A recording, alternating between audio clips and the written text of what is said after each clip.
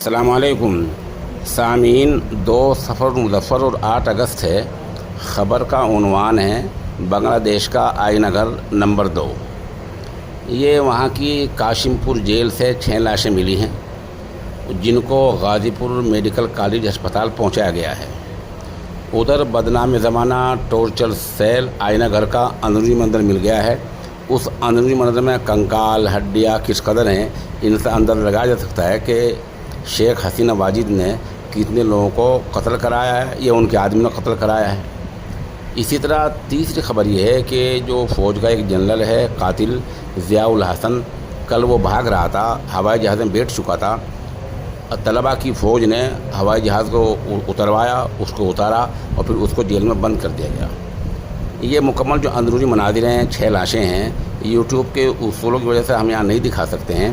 اگر یہ پورا منظر آپ کو دیکھنا ہو تو آپ ہمارے آن لائن اخبار دستک ڈیلی کو گوگل میں سرچ کریں، وہاں جائیں، اور اگر دستک ڈیلی کے سرچ میں پریشانی کوئی ہو تو آپ ہمارے نمبر 96 27 70 90 14 پر رابطہ کر سکتے ہیں۔